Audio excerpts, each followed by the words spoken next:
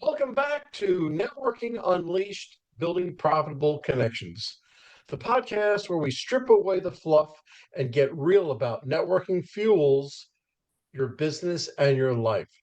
Today's episode is going to challenge the way you think about success. My guest believes that the 4-hour workday isn't some dream, it's the standard we should all be aiming for. His philosophy flips the script on the old hustle mentality. The goal of business isn't a maximum growth at all costs, it's a minimalist freedom, building the life you want on your terms. And here's the kicker: networking is the key to making that freedom possible, not by piling on more contacts, events, or obligations, but by creating the right intentional relationships that multiply your time and your results. So, buckle up, Buttercup, because we're about to dive into how you can design a network that buys back your hours, boosts your profits, and gives you the freedom you've been chasing. So let's get started. That was a bit of a mouthful for me, but I think I got it. I'd like to welcome to the podcast Jermane Cheathem. And I would like to ask you, first of all, welcome to the podcast. And could you give us a little bit about your background and how you got here today? Hey, Michael, thanks, man. I appreciate you having me. I'm glad to be here. My background is since I was young, since I was 5, 6, 7, I always wanted freedom. And that's financial freedom, that's time freedom, that's location freedom. I just wanted freedom in life in general. And I didn't know how to get it until I ran into business and sales. And that was the quickest, most fastest, most efficient way for me to obtain all those freedoms is through sales and entrepreneurship. And to speak to your audience is the best way to excel in sales and entrepreneurship is not trying to reinvent the wheel. It's simply to connect with other people, aka networking, that already have your ideal client in their network and have their trust. And that is the ultimate leverage. And so that's that one idea created all the freedom I ever wanted in my life and in my business. Wow, that's great. That's great. So when did you obtain that freedom? I, subjective. Financial freedom is a different number for everybody.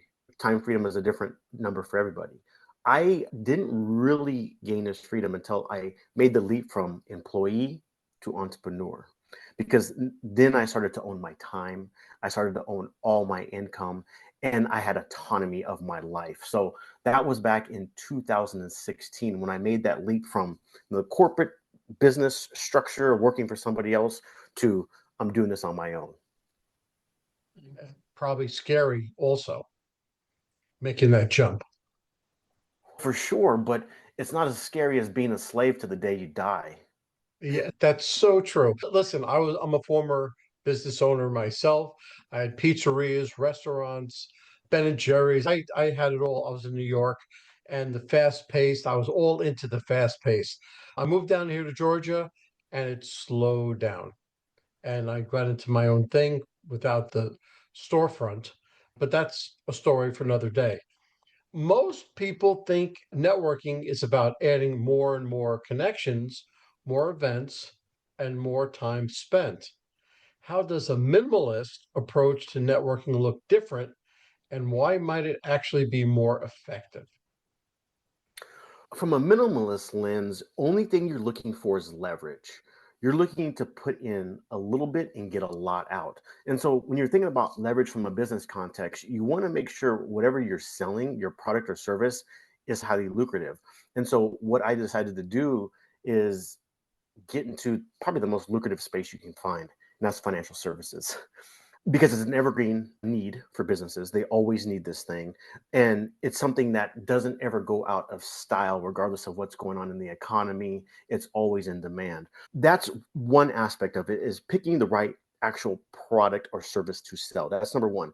And then from that lens, once you find something that's highly leverageable and lucrative, then you figure out, I don't need 100 contacts, because if I have 100 contacts sending me business or deals, I have to manage those people. I have to manage their protocols and their procedures and their personalities versus let me find 10 that actually give me the same amount of, say, income that the 100 would give me without all the headache of dealing with 10x the amount of people, personalities, and procedures. So it's really about finding the right product or service with the right key strategic partners that have your ideal customer in their space and in their sphere of influence, and then leverage that relationship, because the psychology of trust is always at play. If I am friends with Roger, and Roger knows the client that I ultimately want to be in touch with, Roger's going to put me in touch with that client, and that client's going to trust Roger. Therefore, they're going to trust me. It's just how psychology works. This isn't rocket science. And so when you have a lucrative product or service and you have this type of flywheel where people are bringing you into the deals that are pre-selling these deals for you, the clients just sign. They don't ask any questions. There's no back and forth. It's just a seamless way to do business. And so that's where the leverage really lies, where you're not spending all day working on deals or prospecting. You let your strategic partners do all that work for you. And it's a win. Your product or service has to make sure it helps your referring partner win. Like, it helps him sell whatever he's selling. And it also helps their client. So you have to make sure everyone's rowing in the right same direction. And then like business becomes simple, easy, and fun. Well, I understand all of that. So you had to work your way through the cloud of just hit and miss clients to get to your 10, let's say, of those clients that will refer you, that will pay more attention to you. But how did you get through that cloud, that fact of you having to meet 100 people to get to the 10? Yeah, so the easiest way I went about doing this is, number one, I checked on who was already in my network. Who do I already know in my Rolodex, in my phone? And so I started to strategically start reaching out to people I already knew in the business, my business world, and saying, hey, do you know X? Do you know people work in X? And I wanted to get into the healthcare space. I wanted to get into the medical space. So I literally started just reaching out to people I knew in the business world and, hey, do you know people in the healthcare space? I'd like to meet with you and see if I can get into that arena. And so I met with a lady. She was a friend of mine. She was a marketing person here in Arizona. We had coffee, and she's like, yeah, call Roger. And then I talked to Roger, and obviously it was a warm introduction. So this is networking 101, just talking to people. That's it. We're not selling anything. And so I talked to Roger, and he tells me, hey, we're having an event. I go to the event, and I meet all these people that are in the medical space that sell medical software, medical equipment, and all of their clients actually needed my financial services to help him and her sell their equipment and software to the doctors.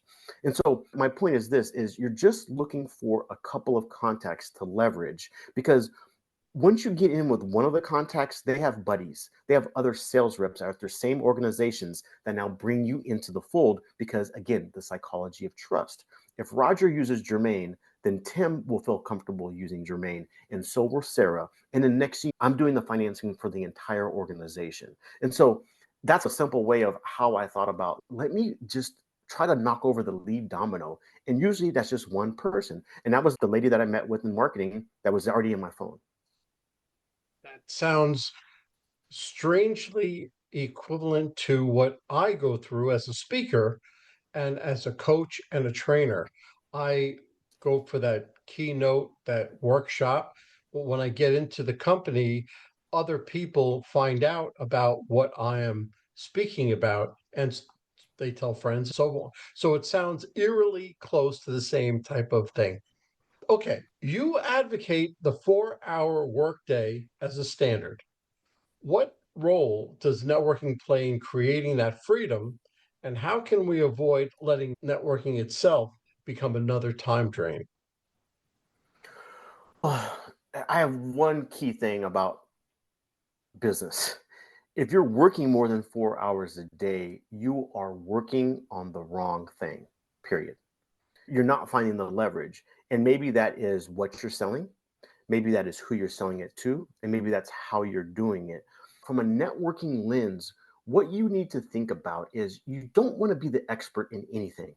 Because if you're the expert in anything, that means you have to actually deliver the service or goods. You have to actually do the work.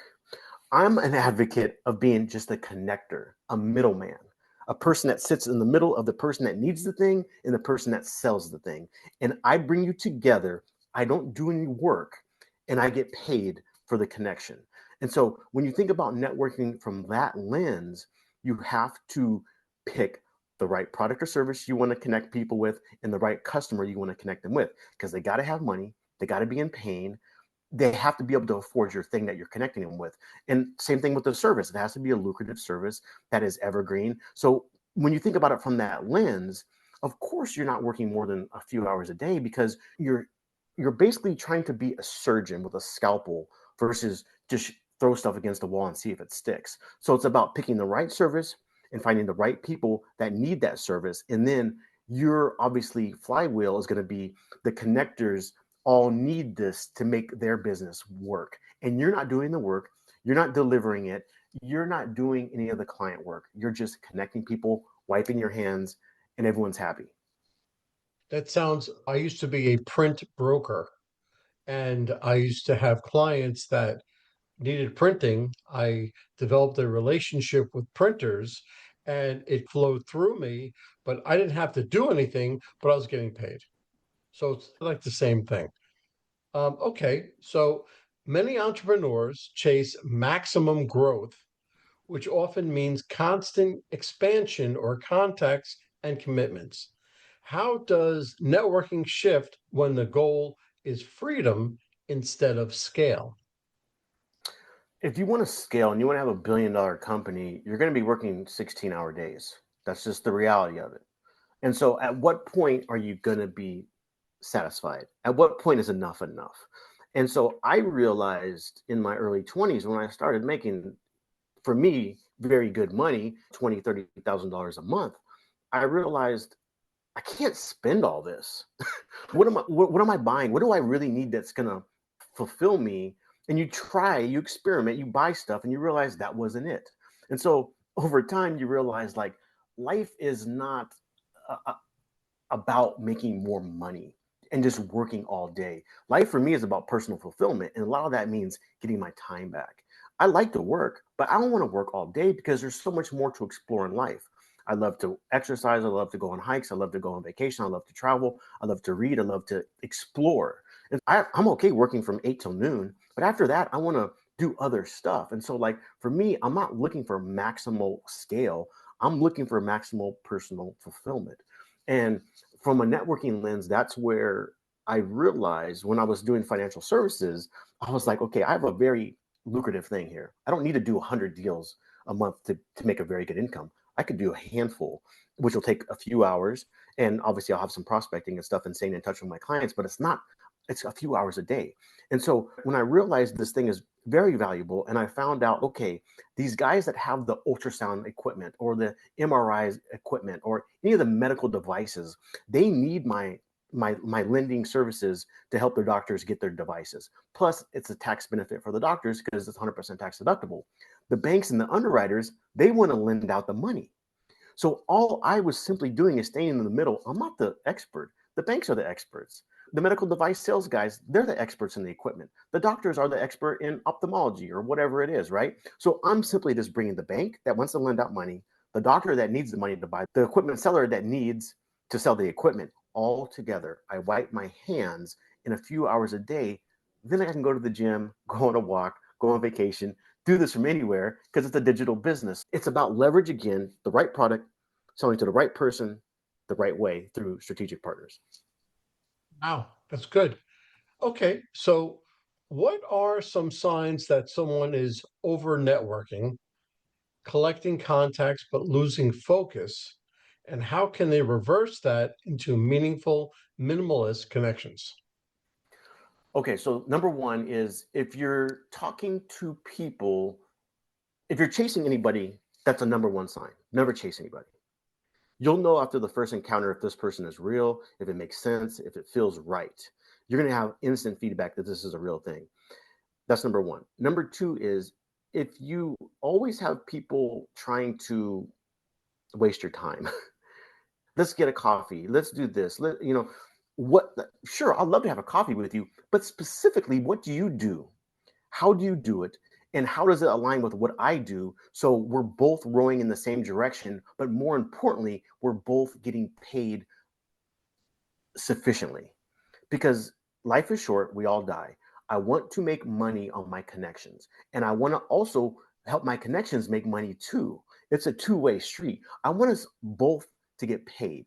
And if I don't see a throughput where we can get paid, there's absolutely no reason for us to meet unless you know somebody that can help me get paid and help them get paid. And I'm happy to pay you a commission for making that happen.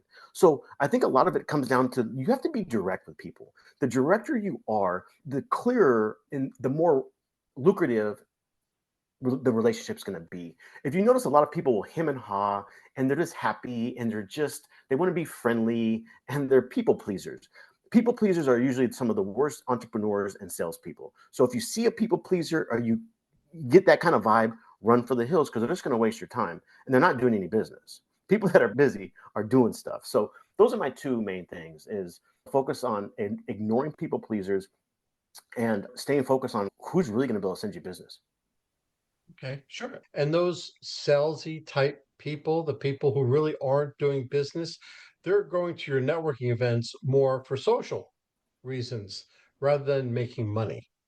And if your top priority, I have a slightly different take on a networking event.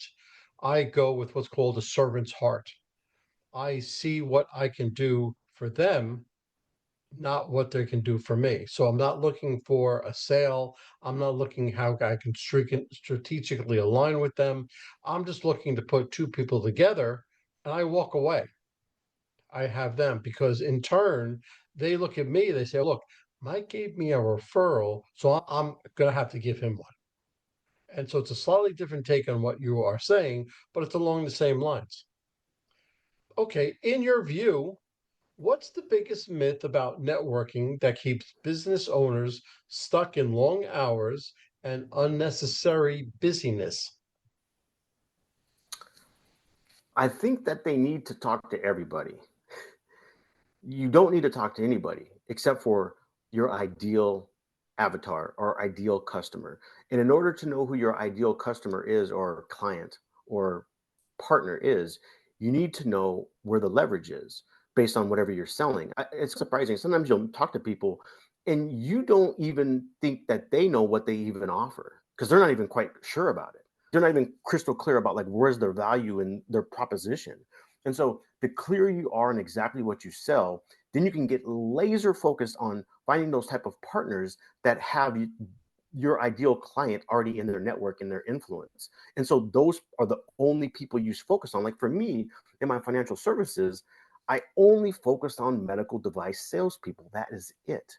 So any event, any person I talk to, that is the specific type of person I want to talk to. And that's it, because they can bring me deal after deal that are pre-sold and pre-closed. Don't talk to everybody. Talk to the person that is your key ideal avatar. Exactly right. That's exactly right. Okay. How do you personally decide which relationships to invest in deeply and which to let go without feeling like you're missing out on opportunities? This kind of is what we just talked about, but not really.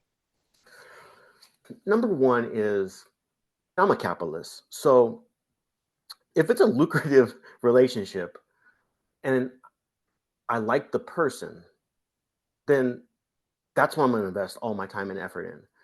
If it's a lucrative relationship and I don't really like the person, I'm going to try to mitigate my personal contact with that person and make it more transactional. And so I'm not really going to invest as heavily if we're just not seeing eye to eye on whatever it might be. And typically 90% of all the relationships you actually have that are really good and really long lasting, they're lucrative and you like the person. And usually the ones that those 10% where you really don't like the person, but it is lucrative, they typically fizzle out sooner or later, because they're going to find someone they actually do vibe with, and that's okay. But before you write someone off, here's one thing I always try to do is give the person a chance. Like really try to connect with them, really have a conversation with them, ask them about their family, what they're up to, and try to connect with them on a human level. And for whatever reason, if it still doesn't work, then c'est la vie, it is what it is. But you have to at least give people an opportunity, because I believe in every human, there's a good heart there.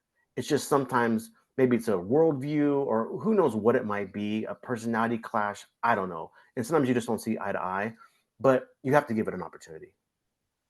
Good. Absolutely right.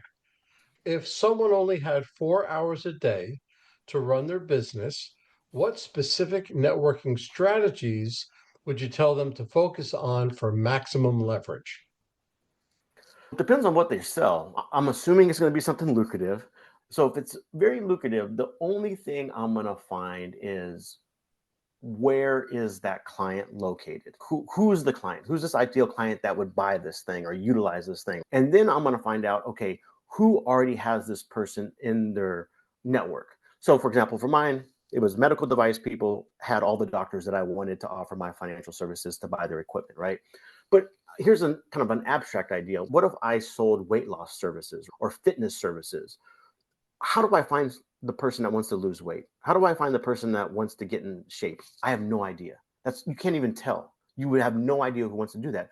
But you can make inferences based on psychology. Who would have people that might want to get in shape, might want to get stronger and look better physically? Probably like high-end corporate dating coaches, because all their CEOs that are maybe freshly off of a divorce, or they're now back in the dating market, they're going to want to look their best, feel their best, lose 10 pounds, put on 10 pounds of muscle. So I would just go to the corporate dating coaches instead of trying to find this needle in a haystack and say, hey, corporate dating coach, let me offer all your clients 60 days of free training online.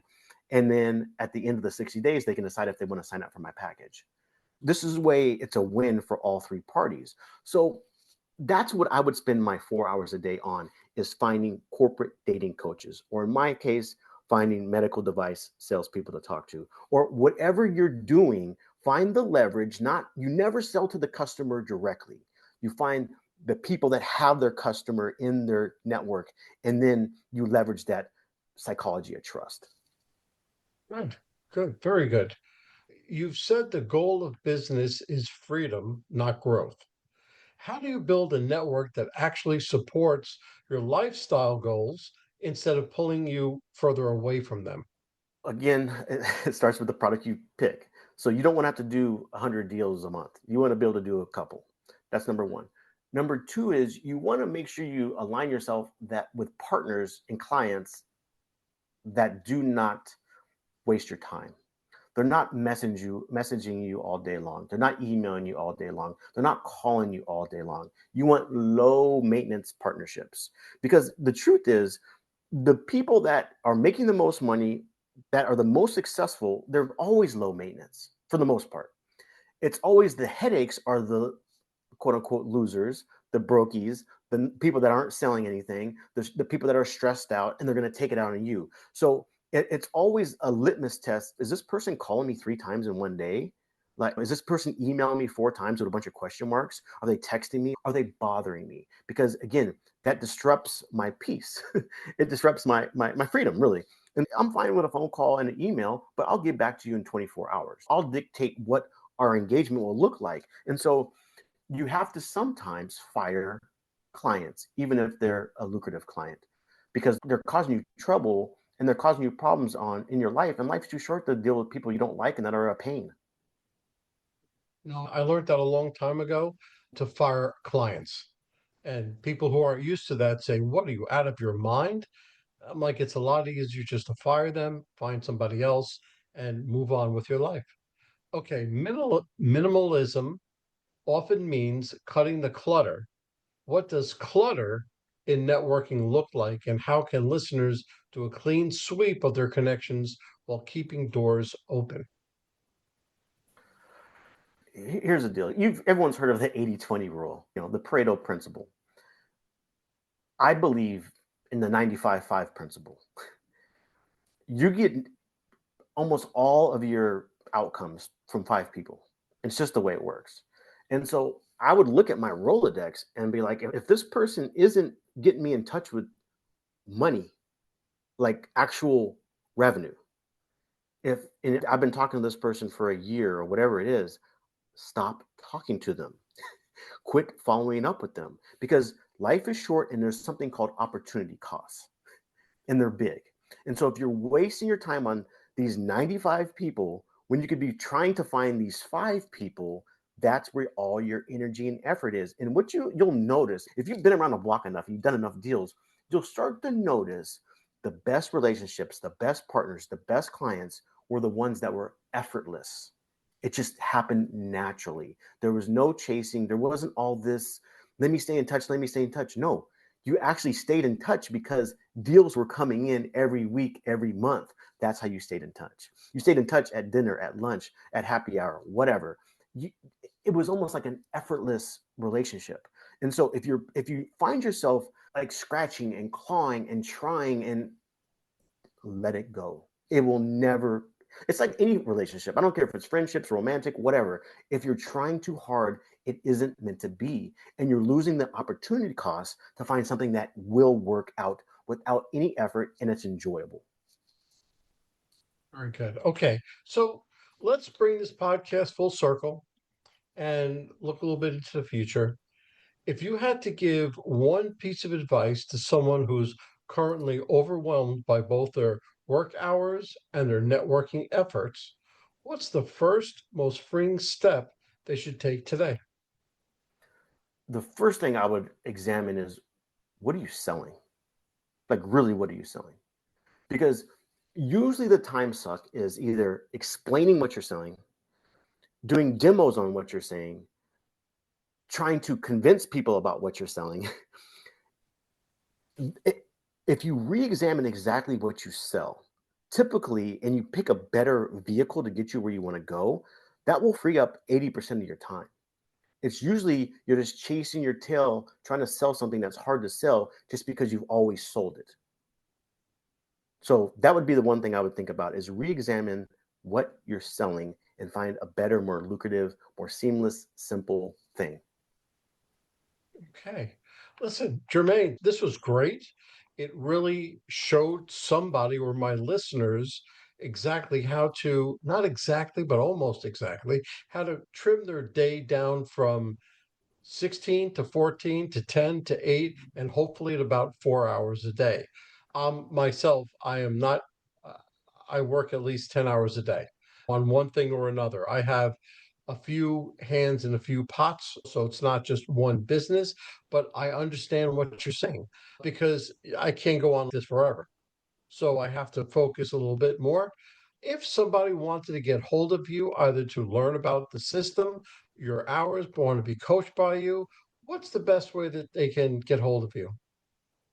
Yeah, they should go to my website. It's creatorslearn.com, just like creators of the universe, learn.com. And I have a mini course on there where it goes over like how to rethink what you sell and who you sell it to.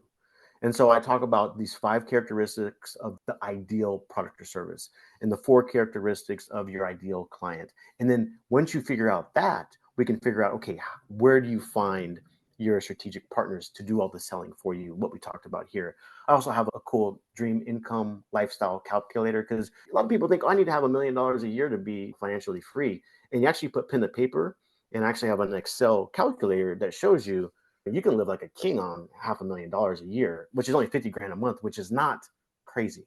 Yeah, they can check that out at Creators Learn. I'm very active on LinkedIn as well. So looking forward to connecting with people. Okay, great. Jermaine, thank you so much for coming on the podcast, and I look forward to speaking with you soon. Great. Thanks, Michael. Well, hold on, folks. Don't go anywhere. Let's hear from our sponsors. David Neal, co-founder, Revved Up Kids. Revved Up Kids is on a mission to protect children and teens from sexual abuse, exploitation, and trafficking. They provide prevention training programs for children, teens, and adults. To learn more, go to revvedupkids.org. Henry Kaplan, Century 21. When it comes to making the biggest financial decision of your life, leave it in the hands of a proven professional, Henry Kaplan. Henry is a global real estate agent with Century 21, celebrating his 41st year in business. No matter where you're moving, Henry has the right connections for you. You can contact Henry at 561 427 4888. A wrap, folks. A huge thank you to our guest for sharing such incredible insights today. And of course, a big shout out to you, our amazing listeners, for tuning in and spending your time with us. If you're interested in my digital courses, being coached, or having me come and talk to your company, just go to Michael and fill out the request form. Remember, networking isn't about being perfect, it's about being present. So take what you've learned today, get out there, and make some meaningful connections. If you've enjoyed this episode, please don't forget to subscribe, leave us a review, and share it with someone who could use a little networking inspiration. Let's keep the conversation going. You can find me on Apple, Spotify, Pandora, YouTube, or my website, forman.com/podcasts.